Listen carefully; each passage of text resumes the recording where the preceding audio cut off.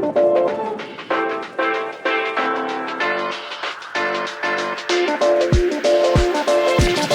go.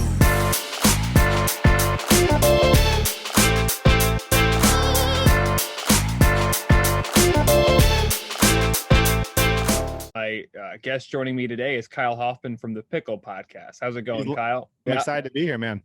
Yeah, it's gonna be fun. Some big things happened, and there's actually some big things happening this week as well. UFC 258, Kamaru Usman versus Gilbert Burns. How excited for that fight are you? I'm really excited for the Usman Burns matchup, simply because it's two fighters that I think really match up well in the octagon as far as their skills. Burns, to me, usually comes out a little faster than Usman, so that'll be something to watch as far as the matchup goes. The first round, Burns, even though he is more of a ground and pound fighter, I feel like he's a better early round striker than Usman. What do you think? Yeah, I mean, I don't know. I just think it's Usman. I think Usman is just a better fighter overall. But, Gilbert Burns is not a bad fighter either. I mean, he is fighting for the title. So, I mean, I don't know. I have to go Usman, but what is that? What is your prediction on the fight? My prediction is that Usman wins in late rounds. I think he can take on the early onslaught of Burns, especially because if you look at Gilbert Burns' statistics here, his grappling accuracy is only 37%. His striking accuracy is still below 50%. I believe Usman sits around a little above 50%. Yeah, about 51% on the grappling accuracy and 53% on striking. So overall in the fight, I'm going to give probably, late round significant strikes to Usman. I think Burns will come out hot early. If Usman can survive the first round for Burns, I feel like it could be a 5-round fight. Yeah, I mean, do you think Usman can either knock, or do you think Usman's going to either knock him out or submission? I think I think it's probably going to end up against the cage a lot. I think each fighter is probably going to try to pin their opponent up against the cage and use jiu-jitsu and the wrestling aspect of both of their games is probably going to be the deciding factor in the fight. I would guess if it goes to that.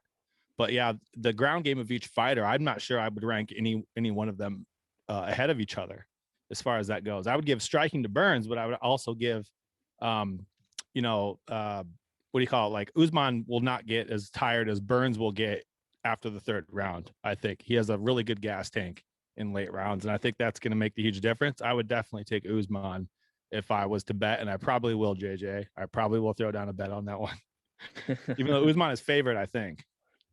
Yeah, I mean, I would expect him, and he is the champion from the welterweight division. Mm-hmm. Speaking of UFC, let's go on to the lightweight division. A few weeks ago, Dustin Poirier knocked out Conor McGregor. I'm assuming he fights for the title fight, and who do you think he ends up fighting for the belt? Gosh, as far as that division, though, you already said to me, it's the welterweight division. It's probably one of the most exciting divisions that you can really think of right now as far as who's in that division. I'm going to look up the rankings real quick and I'll probably tell you. Let's see here. I know Poirier's number 2, or either number 1 or number 2, but I know that he's going to get a chance for the title fight over like Justin Gaethje, I think. And I don't think Khabib is coming back anytime soon. So I don't think Khabib's going to come back. Who was the fighter that fought? He was in the last fight night, and I think he had been a step in for an earlier UFC fight to back up Gaethje if Gaethje couldn't make the fight. I forget who that was though, because my fight knowledge isn't really keen right at this very moment. But I can't really think either right now. I want to say, I mean, there's a chance that Charles Oliveira gets a fight or gets the title fight, but I'm not exactly sure who the fill-in was. So the lightweight division, I think Charles Oliveira will probably be the step in for that title fight. Yeah, I mean, I could see him. I mean, Michael Chandler as well. I mean, he just went out and KO'd I was going to say Dan Hooker, I think it was. And I know he wants to fight McGregor, but I feel like he would get a better chance to fight for the title than McGregor for the next few months. Did you see what hoodie I'm wearing right now? Oh yeah, I didn't see that actually. McGregor hoodie. Yeah. I always wear that, and then people will be like, "Hey, are you a huge McGregor person?" I'm like, "No, not really, but it's a really cool hoodie, Because Yeah. as far as McGregor goes, he had his day in the sun, I think. But at Hmm. this point, him coming back and fighting for a title, as far as the money that he would pull in from pay-per-view after losing to Dustin Poirier, I don't think is going to be as valuable to Dana White.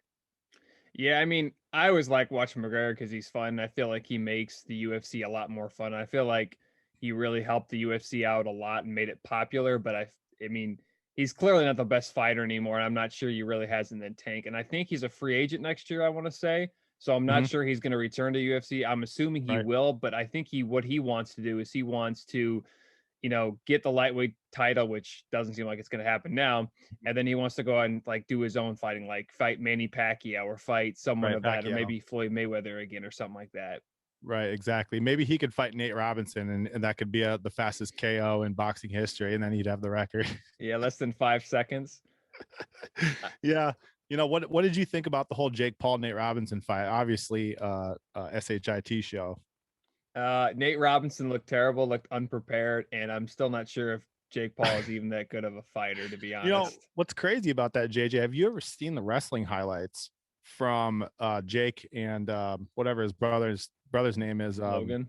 Logan? They were actually really good wrestlers in high school, and would probably beat the best wrestler at my high school, and we had a wrestling high school. So, what confuses me about the whole Ben Askren matchup with Jake Paul is that he's not Ben Askren is not a boxer, and that's really doesn't give Jake Paul any credit as far as that goes, if you ask me. And I watched the Ben Askren interview where he was talking about Jake Paul, and he says he thinks he's going to win that fight, but he doesn't think he's going to win that fight. He's just doing it for the money. It's pretty funny. I don't really know if Jake Paul is that good of a fighter. I mean, he fought Nate Robinson. He fought, I don't remember who else. I know he's 2-0, but I'm not really sure if he's a great fighter or not. He wants to fight McGregor. That's probably not going to happen. I After mean, he lost to Poirier, I don't know if McGregor might want to actually get in on that fight if he's able to beat Ben Askren in a deciding factor. I think McGregor might want to get in on that money, to be honest. I mean, I guess he could, but like, I think McGregor, even if it was a boxing match, which I think it's gonna be, I think he'd still win. But I mean, I guess He'd that dominate. money. McGregor would dominate Jake Paul in boxing, I think, just because he's a pure fighter. But I think that if Jake Paul does beat Ben Askren in a deciding factor early on, and he's able to actually show that he can beat a real fighter, I think that he has a better chance of getting a fight with a high profile UFC fighter who wants to step into boxing. And you've seen lately how good UFC pays. There's going to be more people stepping into boxing. I think that's my prediction. Yeah, I could see that too. I mean, I don't know. We'll see what happens. Do you think Dustin Poirier right now all around the best pound for pound fighter? No, not at all. I think Adesanya probably takes the cake on that one for me as the best all around pound for pound. I think in Dustin Poirier's division right now, I think that he's probably the most heavy-handed, late round fighter. I think I would rank Dustin Poirier probably top 5 pound for pound right now. Yeah, I mean, I would probably put him somewhere in the top 3, to be honest. The way he showed up in UFC 257, I mean, he knocked out McGregor so easily, and I was kind of shocked. I thought it was going to go the other way. I thought McGregor was going to win in 2 rounds, but it was the complete opposite. I'm Did glad I you didn't. notice? No, go ahead. Sorry. Oh, sorry. I'm glad I didn't bet on that fight. Right. And I know some Irish people around here, the Midwest, they definitely lost some money on that fight. But then again, if you look at Dustin Poirier's resume, he's beaten some of the greatest pound for pound fighters, I think, in the world. I mean, he fought well with Habib, so I mean, and Habib, I think if he came back, he would be one of the better. He's the best lightweight guy. If he comes back, he'd be top 3 or top 5. Absolutely. So you said before that you thought that Khabib was not going to come back. No, I don't think he's gonna come back. It seems like, well, because Dana White tried to convince him. I think was it a few weeks ago, and I think what Dana White wants personally is he wants to have Habib and McGregor fight again. But I think Habib, we all know Habib doesn't like McGregor, and it seems like Habib wants to do everything in his power to avoid McGregor just to kind of piss him off. But I don't think he's coming back, because I think if he would have, he would. I think if he would want to come back, he would have already done that, and he wouldn't have retired. And I mean, Right. his legacy's already set in stone. So why wreck it? Even It's a though I'd love to lose-lose for watch him, him. to fight McGregor. It's not, there's no really, I mean, if you beat McGregor again, yeah, you have those bragging rights that you beat him again, but I don't really see a point in that on his perspective. No, yeah, again, it's a lose-lose situation. He's already has his legacy set in stone. He's 29-0 in his MMA record. Why Mhm, wreck it? I mean, he could end up losing somehow, then he might have no choice but to fight McGregor, even though he doesn't mhm, want to. So I mhm. mean, yeah, it's a lose-lose situation. I feel like even though it'd be more exciting for him to come back, he doesn't want to come back is the bottom line. No, no, unless uh, Putin stops paying him, for the family allowance, and maybe he has to come back for a couple $1 million, but we'll see. Yeah, I mean, he's already made a bunch of money. I mean, like, Right, he's made a lot. yeah, people already consider him as one of the greatest MMA fighters of all time. So again, why rush it? Just stay where he's at now, unless something drastic happens. But I don't see Mhm. it. Now, did you see the Francis Ngannou episode that just came out on Joe Rogan yet? Oh yeah, absolutely. That was a good one as well. Yeah. I think the most interesting thing about that I can take away from Francis Ngannou is, and I think why a lot of people hated him when he first came out, is because he wasn't really, I mean, he was thrown to the lions as well, but he is also himself almost a lion, literally. So it's like, Yeah. it's crazy the things that these guys go through. I mean, coming out of Cameroon, he was working what was he doing for a job? He was driving people on one of those small bikes like you see on the YouTube videos where you're carrying like 4 passengers on a bike. I mean, that's insane. And now he's knocking the best out. Yeah, and what is it? UFC 260 is taking on Stipe Miocic, which he has a Yeah. chance to take on John Jones if he ever returns. I mean, that's incredible as well. That's really the fight. I was just going to mention that that's really the fight that I want to see is Ngannou and Jones. Yeah, I would definitely be excited. Now, of course, he's got to beat Stipe Miocic, but yeah, I'd be definitely down with that, and I could see Nagano winning now. Yeah. But John Jones has been out for about a year now, so or by that time, if Nagano does end up beating Miocic, it'd be what, close to 2 years the last Mhm. time John Jones returned to the octagon. So I could see Francis Nagano winning. I mean, he's definitely one of the better fighters out there. I mean, I think Nagano is one of the better fighters in the UFC, at least in the heavyweight division. Mhm. I'm definitely excited for. I think it's UFC 260. Mhm. I'm down for that. I can't wait for that to happen because we Mhm. can kind of we haven't had a big one since the McGregor and Poirier fight, Right, right. and I don't know. I'm excited. Yeah, and I wonder, whoever if Gilbert Burns wins this fight against Usman, who's going to come out of the woodwork after that? Colby Covington is going to Oh is going to start taking shots at Burns if he wins this fight. I don't Burns may even call out Covington. He's a little crazy. I told you that I like these Brazilians and how they operate. yeah, I would watch that fight too. I mean, I'd pay to watch that one. I mean, Kobe Covington, impressive at last fight. I can't remember who he fought last time, but I know he won convincingly. Mhm. We'll see what happens, but that would definitely be exciting to watch because at one time, Kobe Covington had the belt for welterweight at one time, right? Yeah, he had the interim belt at one Yeah, time. then didn't Usman KO him, I Yeah, want to say. Usman he actually KO'd Colby Covington with, I think, within the last 30 seconds of the 5th round. He was able to come back, hit him with the right jab, dropped Covington. Covington recovered, got back up.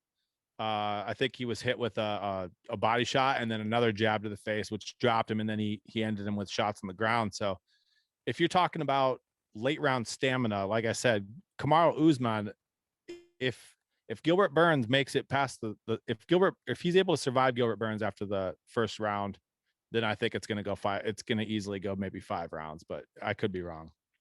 Well, the last time I watched Usman when he took on Masvidal, that was a good fight, but I felt like Masvidal didn't have much energy after the first round either, and it was like I don't Yeah. know. I felt like Usman had control of the whole fight, and both were tired, but it felt like Usman had more energy in the Yeah, it tank could have to than do with the weight Masvidal. cut too, in my opinion, how that Mhm. went with Masvidal too, because apparently he had a tough weight cut too for that one. Yeah. Speaking of Masvidal, when does he get a chance to fight next? Because I haven't heard much about him You know what? since I can't then. wait until he does though, because I think that they're gonna any fight with Masvidal. I think that matchup, anybody that he really fights, it's an exciting matchup no matter what. in my opinion. Aping me right now, but I can't remember Masvidal's record, but I know he was hot until that fight versus Usman. You know what I think I'm seeing here is that Jorge Masvidal was jarring back and forth with Colby Covington, and that could possibly be the next matchup for 2021 for Jorge is actually Colby Covington. All right. I'm down for that. Because if you take the most aggressive personality in sports, Masvidal versus probably one of the, well, I'll call him a dickhead, but Colby Covington and Masvidal on paper match up for a pretty good fight. They both want to stand up. They both want to bang. Colby Covington may wrestle in late rounds, but also Masvidal, you know, he's got that killer instinct too. So that would be a great standoff as well. Who knows what's going to happen when they face each other on the scales? If that fight did happen, who do you have winning and how many rounds? That's tough to say. I always try to come out with dual scenarios, like, you know, if Masvidal does win the fight, it'd be early rounds, Colby Covington late rounds, like I've done before. But I would probably say I would probably take Masvidal, just because I think that Colby Covington's his whole game is trying to set up space and trying to, you know, get that distance figured out and then figure out his opponent and then slowly take his opponent down. Masvidal, I think, is just going to go for the kill. Yeah, I mean, to be honest with you, I haven't studied enough of Masvidal to really see what he does, but I feel like that would go at least all 5 rounds, but I guess that would go in the favor of Colby Covington. But right, I don't know. I feel like that fight could go that fight could go the distance, I believe. But I mean, we'll see what happens. But of course, it first needs to still be scheduled. But I'm definitely excited for that one, and I believe Colby Covington could win that one. But you know, we'll see what happens. Yeah, and you know what? I've been really wrong lately too, so that could really count in there about that. As far as my betting goes, anyway, I'm about $75 down on the last fight, so we won't take my word for it this time. We'll take yours, JJ. All right. Let's switch gears to the Super Bowl Sunday. The Kansas City Chiefs got completely dominated. Brady wins his 7th championship. What did you think of the game? You know, for the most part, I was eating nachos and making pickle buttons because I obviously have a pickle podcast. But I honestly, that game was more about me basically loving the fact that the Chiefs were getting whooped because I'm a Broncos fan. But what you know, one of the big takes that I got from that game is that Tom Brady absolutely makes every single player on his team better, and has done that during the last 6 to 8 weeks of the season. That team has improved so much that I don't think the Kansas City Chiefs really saw it coming. Yeah, and I think with the Chiefs, it felt like in the whole game they thought they were going to come back, because through the whole year, every game they played, they would be down by a bunch of points and it'd be at the end, oh, let's come back and win because we can do that. We have the best quarterback in the league. And I think they kept on thinking they were going to come back, and by the 4th quarter, they're down like 28-9, and pretty much what happened was like, oh shoot, we might not be able to come back from this game, and then I think they just gave up. I mean, you can't put that blame on Mahomes, in my opinion, because Mahomes did not have a perfect game, but I don't think you can really put all that blame on him because his receivers weren't playing well. He had both of his tackles out. Then he also had a center out for the whole season, which wasn't a huge loss. But when you lose both your tackles, that's big. Did you think that was the key factor in the Buccaneers just dominating the Chiefs, or one of the factors? I think it was a key factor in their game plan for sure. I felt like they could take advantage of the ground on early downs during that game, and I feel like that their running back Ronald Jones is probably running at the best he has all year as far as his downhill running. So I feel like the Buccaneers probably said, "Hey, you know, I think they really took sort of a Patriots centric game plan to that, where they would run on early downs, set up the play action pass, and then in later quarters, you know, really put on that passing game and start to move it downfield once Brady got more comfortable." And I think that's a lot of the time how the Patriots used to operate. They used to just run the crap out of it during the first half, and then the second half they'd really open it up to the screens, open it up to the short slants, and then they would take shots down the field.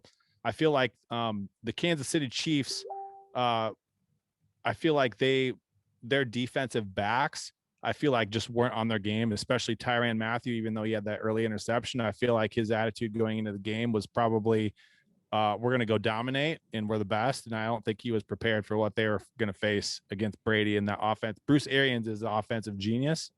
And I think that maybe it was I can probably put some responsibility on Andy Reid and his defensive coaches as well. Well, I mean, I think the what Bruce Arians is known for is basically, I mean, he's an offensive minded coach, but he does a really good job of letting his players play. And he basically, after the end of the game, he's like, I let Brady, or actually throughout the whole season, he was saying, I let Brady coach sometimes, and I just stand back. And I don't think Belichick ever did that. And I think he's taking a little shot at Belichick there. But Ooh, um, spicy. yeah, I mean, it just seems like the Buccaneers or the Chiefs never got under control, and I felt like the Buccaneers from the start they just dominated. And Mhm. I don't know, it seemed like the Buccaneers defense was a huge part or was a huge key to the game. Now Brady played good and that offense was great, but I felt like it really helped that that defense just destroyed Mahomes, and they only had to send four. They never really had to blitz constantly because the defensive line was just dominating. And then, of course, I told you earlier that both their tackles were out. Mitchell Schwartz and Eric Fisher. I think it was it Mhm. Austin Remmers was one of their tackles. He Yes. also had troubles guarding Von Miller in Super Bowl 50 against the Panthers. So Yeah, and I found a blurb on Google, and I don't know if this is true or not, JJ, but if you look up his Wikipedia, one of the last things it says in his bio is that he was known to be standing around and not blocking during the Super Bowl. So I think I think that's a pretty good way to sum it up there. I definitely think that affected the game. I think the Buccaneers attacked from the edges. Jason Pierre-Paul had one of the best games I've seen him play all year, and he did a phenomenal job. it just goes to show you that anybody, or even if you don't have all your fingers, you can still do well. Right, exactly. And he was just poking the eyes of Mahomes all night with those fingers, you know what I mean? Just coming at. Yeah. Well, speaking of like the fingers or whatever, I think I can't remember the guy's name. I think was it Antoine Whitfield? Yeah, I want to say that he, gave he basically he had the fingers on Tyreek Hill because Tyreek Hill did that against him Yeah. in November when the Chiefs dominated. And I felt like that was kind of revenge, saying, hey, we just won the Super Bowl. You can have your win, but we won the Super Bowl. Yeah. The locker room rumor is that that was planned and that they also did that at the party afterwards as well. The peace sign was rampant that night. And I honestly Yeah. don't blame him because if you look at that highlight when what Tyreek Hill did to that defense, he had over 200 yards, I think, First half. receiving in the first half. Yeah. And what he did to them, I think that was a huge motivation for the Bucks defense to really just go out there and give 110% on what they were trying to do with that. I don't think they were looking back at all. I think they were 100% focused on trying to embarrass them rather than just play with them. I think they were really coming at them. Yeah, I was kind of disappointed that the game wasn't really high scoring because I predicted the Chiefs to win 42-35 and Mm-hmm. I was completely wrong, and the points were only scored by 40, and I think You I also said said, over. yeah, you said over, and then you also said that Brady may throw 3 to 5 touchdowns, which you're actually correct. He did throw 3, did he not? He threw 3 and but he only threw for 201 yards though. So I Mhm. think I thought he would throw for over 300 yards. Yeah, But well, I mean, he easily could have if they had a different game plan. I think that they had the Buccaneers secondary really, or the Chiefs secondary really figured out. I well, mean, I it mean, was just a comprehensive game plan to begin with. yeah, I mean, he made Tyrann Mathieu mad, and then Yeah, when Matthew talked with Brady, I was like, oh boy, that's not good. that's the end of it, and that's when he knew he messed up. Yeah, and now I was not a huge fan of the officiating, but I felt like the Chiefs defense was basically saying, you know what? Oh, I think the Chiefs defense kind of gave up there in the second half. But Mhm. I mean, what did you think about the officiating? Because I wasn't a huge fan of it in the first half, but I thought that, I didn't really think it was going either way as far as the decisions that were made. I thought that a lot of the things that they called were something that they had to call because it was a Super Bowl. And I feel like it just gets a little more picky at that point, especially with not as many fans in the audience affecting the judgment of the referees. I feel like they are able to have more calls. And I honestly don't have a problem with any of the calls that were made to a huge degree. I think that maybe they could have let him play a little more, but then again, I think the environmental factors there really played into the decisions that the refs were making at the time.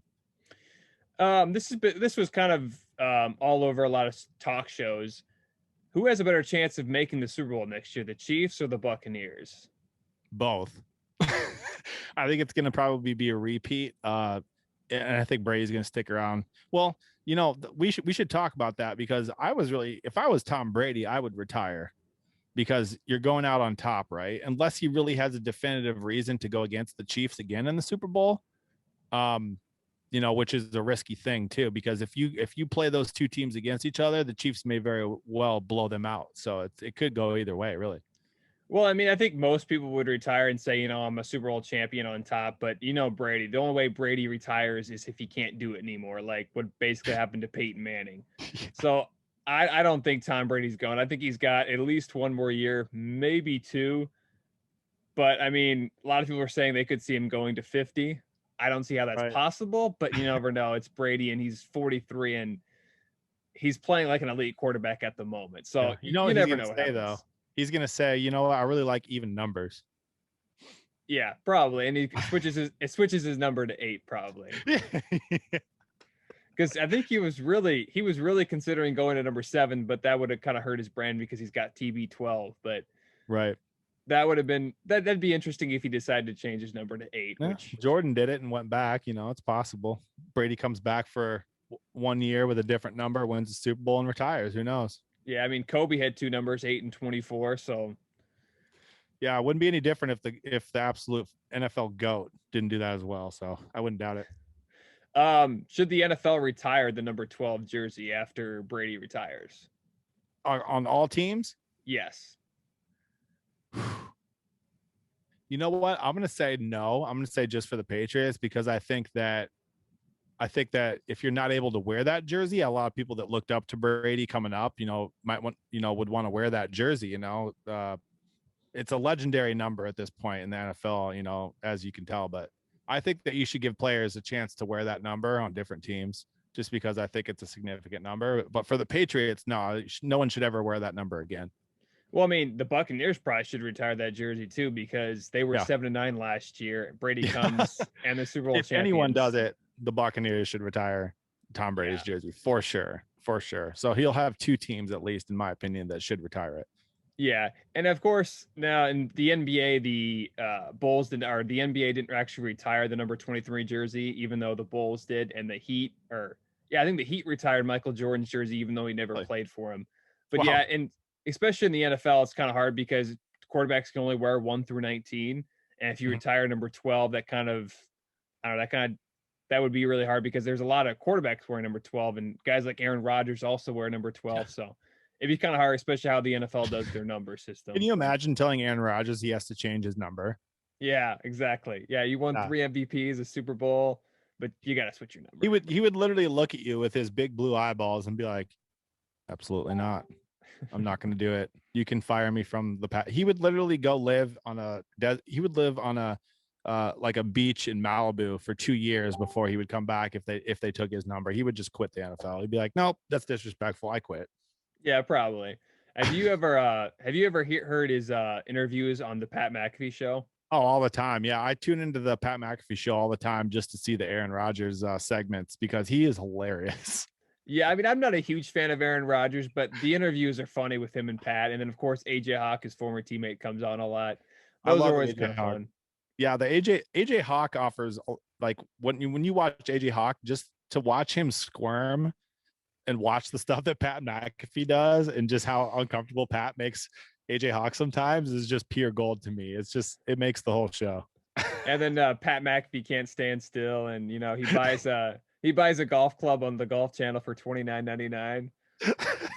That's one of the funniest stories there.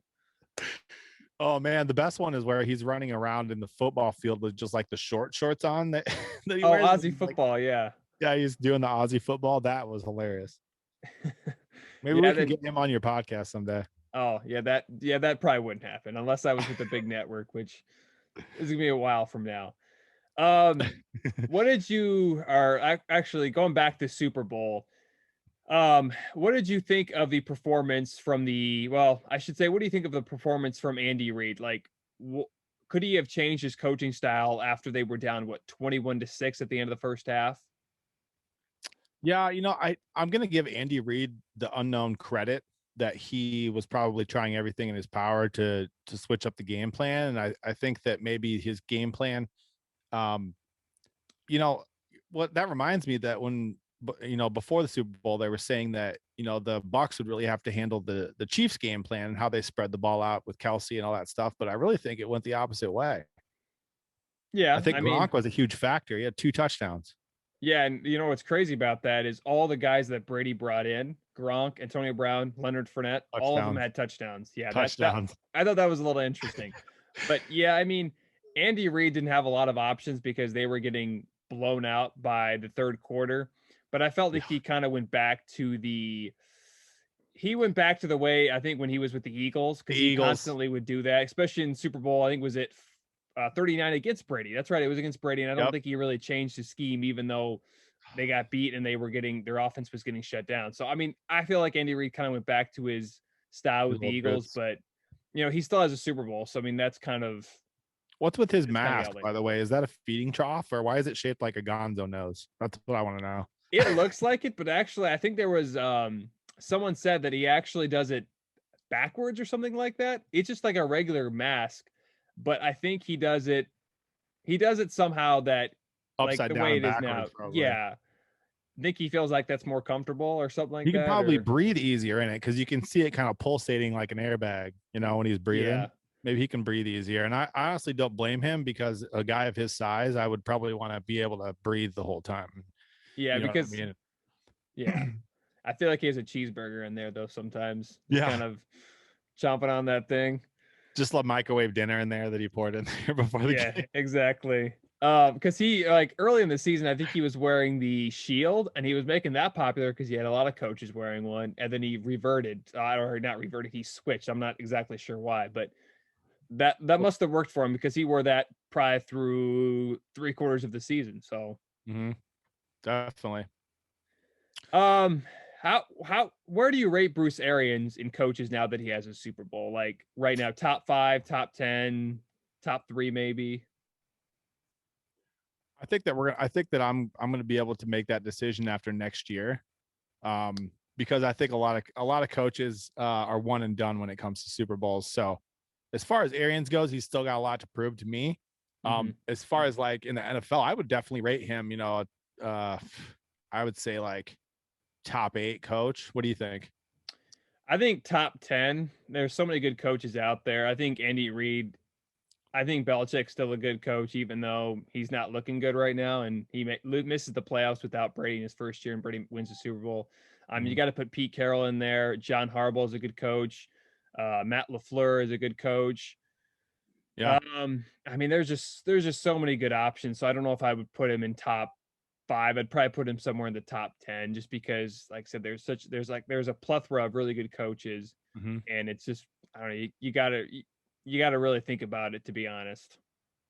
Yeah, I like Matt LaFleur too, and isn't he the one that he's the Packers coach, right? Yep. Yeah, he's the one that actually drafted what's his face a quarterback in the first round, so he took a lot of heat for that. Yeah, Jordan But at Love. this, yeah, at the same time though, with how volatile Aaron Rodgers has proven to be, I don't see that as a dumb pick, to be honest. Well, and I was my brother and my dad are actually big Packer fans, and I was talking to him, and I don't exactly know. I don't for sure know if Matt LaFleur was the one drafting Jordan Love. I feel like that was the general manager or the president's decision, because it feels like I don't know. It feels like they thought that Rodgers couldn't do it anymore, and I think it was in 2019 he didn't have that great of a season, but somehow they went to the NFC Championship game, and then Mhm. he ends up proving him wrong, basically. But I don't know if that was necessarily Matt LaFleur's decision of drafting Jordan Love, Mhm. but we'll see. We'll never know probably, but I think that he comes out of the Sean McVay system, so I feel like he's somewhere in there in the top 5, top 10. He's, like I said, in back-to-back years, he's went to the NFC Championship game with the Packers, who had missed the playoffs the last 2 Mhm. seasons before he came over. So I would definitely rate him in the top 5, probably. I would rate him in the top 5 too, as far as upcoming coaches as well. Yeah, definitely. Um, so now we pivot. Let's go to the off season right now. There's a lot of questions on if who the Buccaneers can keep and all. Actually, just recently, JJ Watt was released by the All Texans. that. Who do you see him going to? I think if I was just to make an uneducated guess, I'm going to say that the Panthers definitely need as much help as they can get on either side of the ball, especially Oh, losing Luke Kuechly to retirement. yeah, they desperately need a pass rush, offensive line. Well, Their pass rush is really young. I think that's kind of why. But I mean, if you add J.J. Watt, that immediately makes him With better. their salary cap after losing Keegley too, I think they could afford Watt, even though they may get him a little cheaper than what he's worth, just because of all the injuries. But I think that the Panthers would be a nice target for them.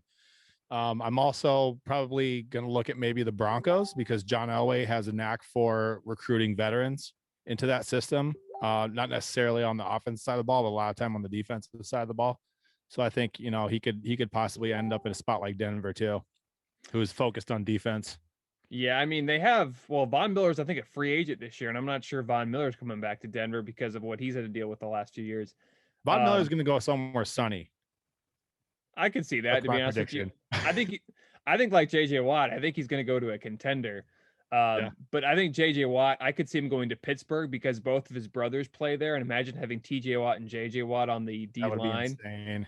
Scary Exactly. thing. Or maybe Baltimore. They need some pass rush help. Yeah. Green Bay, he's from Wisconsin. And maybe the Chiefs just because it's Kansas City. Or if he Chiefs, wants to definitely. ring chase, he goes down to Florida and plays with the Buccaneers. But I think the biggest, I think he's going to go to the Steelers or the Ravens. Steelers definitely need some help too on that side of the ball. What do you think about the whole Deshaun Watson situation? About him is he becoming a free agent? Because I know the Broncos were actually making tweets trying to get him to come to Denver. Well, he's not a free agent. So here's the crazy part about it. Yeah. He's likely going to get traded, I think. But the thing about him, he signed a massive contract before the season started, and he had told everybody that he likes Houston, he wants to stay, all that. But after this year happened, I think he got really mad. It seemed especially how like they lost. Oh, exactly, yeah. And then he lost his top receiver last offseason for basically pennies on the dollar. Mm-hmm. So like what's going to happen probably with Deshaun Watson is he is making so much money right now that it seems like no one's going to be able to afford him. The only people that are going to afford him are non-contenders like the Jets maybe. And if the Jets trade for him, Watson's in pretty much the same situation because they have no draft capital because they traded so much for him. They have no money. He's in New York, but he would pretty much be in the same situation he was in Houston. So I don't think he's going to get traded. However, one team that I think that it's kind of a dark horse that you keep your eye on is the Las Vegas Raiders. Okay. They need a quarterback, and I think they want to move on from Derek Carr. Mm-hmm. Yeah, I've heard that too. And they have some draft capital, but I just don't know if John Gruden wants to give up that much. And I think what he wants to do is he wants to give up Derek Carr, but the problem is he wants multiple first-round picks, and Derek Carr isn't worth that. So no, he's not a free agent. He has to get traded, but right now it seems like the Texans aren't going to trade him because they have the final decision on that, and I don't think they're even listening to trade offers. So it seems like Deshaun Watson, well, I think he's stuck in Houston at the moment. Mm-hmm. How long do you think Big Ben is going to last for the Steelers? Or how long do you think he is away from retirement? I think he should retire now, and I think the Steelers would love that. But I think he wants to go one more year. I think he's going to pretty much just say, I want to go one more year. And the Steelers have no choice because he's under contract. And if they release him or let him walk, it's pretty much they owe him a bunch of money. And that's not a good situation there. So I think if I was the Steelers, I would see if I can move on from Big Ben. Doesn't seem like they can, but I think the Steelers need to look into trading or drafting a quarterback. They did just sign Dwayne Haskins from Washington, but I don't know how long that's going to last. So I think right now he's going to go one more year, even though he should retire. They'll make Haskins into sort of a Charlie Ward there, I think, maybe. Yeah, I don't think he's still got time left, and he's really young, and he kind of was in a bad situation when he went to Washington, but with a good coach in Ron Rivera, he struggled. He was suspended, or he was fined twice with Washington. He got his captain role stripped. He's been benched multiple times. I don't know. It's going to be a hard work for Pittsburgh, but he does have the same agent as Mike Tomlin. So that's, I think, the reason why he signed in Pittsburgh. Yeah, absolutely. Yeah, I think there's some other veteran quarterbacks too on some other teams, but I can't really think of any off the top of my head. But I know that there's a lot of room for new growth in the NFL as far as quarterbacks go, especially with guys like Josh Allen coming up too. I think some teams are going to be looking for some fresh quarterbacks out of the draft and maybe even trading for, guys like Deshaun Watson or maybe even Aaron Rodgers. Who knows? Yeah, and another team too is the Colts. I'm intrigued to see what they do. They have pretty much the roster. They need more receivers. I don't think they have a bad quarterback because Philip Rivers just retired, but they have Jacoby Brissett. Not a bad back. I thought he was a Hmm. pretty good quarterback, but I feel like the Colts want more. So Yeah. they right now, I think, are looking for a quarterback, and they are kind of in a bad situation right now because they have the 21st pick, I want to say. So they're likely not going to get a quarterback, at least in the first round. So I feel Hmm. like they might try to do something here. They were interested in Matt Stafford from the Lions. That, of course, didn't work. Yeah. They're very intrigued in Carson Wentz from the Eagles, but the Eagles want Yeah. too much for him. So I don't know. We could see what the Colts do, but definitely keep an eye on what they do in the offseason. Yeah, I could also see the Colts though go in the opposite direction, just rolling with Brissett for another year and just trying to stack up, the rest of their gaps on what they need to do, and then making a run for somebody next year too, especially if they have another season like they did. Yeah, I mean, they were. I mean, Philip Rivers didn't have a bad year, but I mean, it's Philip Rivers. He was literally on his last leg. They, I think, need to find a quarterback, but I don't think Jacoby Brissett's a bad option. I think he's a good quarterback. I don't know if he's great. It feels like the Colts though really want to go for that quarterback, and they just haven't found one yet. I think Chris Ballard, the GM, is really looking. Who knows what they'll actually do, but I could definitely see them basically doing what you just said, rolling with them one more year, see what happens. I mean, maybe they'll go 12-4, be the top team in the AFC, If even they though have the that same management as they did in the past years, and I'm not sure about their GM, but they've constantly gone after gunslinger quarterbacks who can push the field. I just don't think Jacoby Brissett is their idea of what they want to have success with. I think he's just basically, a chess piece in there playing his part. But yeah, I agree with you totally that I think they're going to go after someone with a big arm wherever it may be, and I think they're going to go after someone who can get back to that old Colts playing style of really taking it down the field at the secondary. Yeah, I mean, they could maybe go for Derek Carr from the Raiders, but again, I don't think Chris Ballard wants to make a move and give up 2 first-round picks for a quarterback that is not worth 2 first-round picks. I think they really wanted Stafford, but they didn't want to Mhm. give up what the Rams gave up. So the Colts, they'll be a good team next year, regardless of whoever's playing quarterback. But I think Mm-hmm. the Colts just keep your eye on to see what they do in free agency. Yeah, I'm trying to figure out what other free agents there are right now. For what position? Any position, really. I mean, we could talk about anything. Well, I mean, there's what's going to happen with Dak Prescott is I think a big story right now. The Right. Cowboys look like they're going to franchise tag him again, Mm-hmm. and he might eventually just get annoyed with it and just to say, you know what, I'm demanding a trade. We'll see Mm-hmm. what happens there. Does Aaron Rodgers get traded? Recently, Russell Wilson has been in the news. His team said he was tired of not getting protected.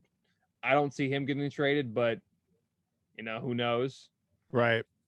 There's also something here about T.Y. Hilton too. Oh yeah, he's a free agent. Yep. Yeah, they're saying he could possibly make a projected 3-year contract of 28 million. Yeah, I could see that. I mean, I don't think he's returning to the Colts again because he is getting up there, but I mean, we'll see what exactly happens. But I could see a team like Green Bay, they need another receiver. Yeah, Maybe Baltimore, they're in desperate need of a receiver. Maybe he Baltimore wants too. Yeah, maybe he wants to ring chase and go to KC. Houston, maybe, but again, I don't think the Texans have much money. But I mean, there's a lot of options you could go with. But I could definitely see the I'm Packers as not the sure he would most fit in suitable. Baltimore because of right, right. I'm not sure he would fit in Baltimore because of Lamar Jackson, and how they match up on paper. Um, I could see it happening though, just because the Ravens are probably desperate to get a veteran receiver in there. Because I feel like they, what happened with wasn't it Crabtree that was playing for the Ravens, or Yeah, he was there about 2 years ago. He was all right, but they ended up waiving him. But who was it? It wasn't Crabtree. It was the guy that used to play for the Cowboys. Des Bryant, was he playing for the Ravens at one point? Or am I wrong? yep, he was playing with him this Yeah, year. He did pretty good. I felt like he had a good chemistry with Lamar Jackson. I think he had 2 touchdowns in the last 2 weeks, I think. So he's nice. definitely in there, but he's a free agent. So I would assume he's returning. But I think Baltimore needs that number one receiver. Like if they went out and made a move for Julio Jones or Allen Robinson's a free agent. There is Kenny another big Galladay one. is a free agent. Yeah. Wow. AJ Green maybe. I mean, they could go for another tight end. I mean, they just need another pass catcher. I think, to be able to finally get over the hump and knock down like the Bills and Chiefs. The Lions without Stafford and Galladay is a sad thing to think about. Oh, they're tanking, I think. I don't think Jared Goff is going to help their problems. I think it's just going to be just as bad as it was. Well, he's a system quarterback, I think, too, especially with McVay. I think Goff was just basically told what to do. Well, yeah, I think McVay made Jared Goff a lot better because you remember in his rookie year, he was not good. Yeah. And then Sean McVay comes out, and 2 years later, he's in the Super Bowl. That's the thing, the reason why Jared Goff was so successful. And then when he got the contract, he didn't have the team, and it didn't go the same way. I think he's just an average quarterback. And I think when you put him in a terrible situation, Detroit, it's much worse. Right. Exactly. So what do you think? Can I plug my show for a second? Yeah, no problem. So if you guys want to check out my show too, it's called the Pickle Podcast. You can find it out on pretty much any platform. Just search the Pickle Podcast, look for the neon pickle. We also have a shop on pickledrip.com. You can get cool hats like this and stuff too. Maybe we'll put some UFC stuff up on here. And hey JJ, maybe we can get you some sports hoodies and stuff too for you, because that would be pretty dope, don't you think? Yeah, I'm down. I would definitely want that. I'd give it to a few people. So yeah, I'm down with it. Okay, cool, man. I really appreciate you having me on, man. This was way more fun than anything I could have done on a Friday night and in my life of COVID right now. So I really appreciate you having me on. Yeah, no problem. Thanks for coming on. And again, if you want to come on anytime, you're more than welcome to. Anytime there's a UFC bout, just know that I'll be texting you, because I'll be probably betting on the fights and probably analyzing it to extreme degree. Okay. I mean, I think UFC 259 is coming up here pretty soon. I think in March, I want to say. Yeah. So yeah, I'll definitely look into that. Okay, that sounds like a plan, man. I appreciate you having me on again. Yep, no problem. Again, that was Kyle Hoffman from the Pickle Podcast. Don't forget to go check out his channel. I'll leave a description down below. And once again, thanks for joining us, Kyle. Thanks, JJ. Have a good night, man. See you next week. Yep, you as well. See ya. Thanks for listening to the Sportstown Podcast. Don't forget to subscribe, like, leave a comment, and don't forget to hit the bell for notifications.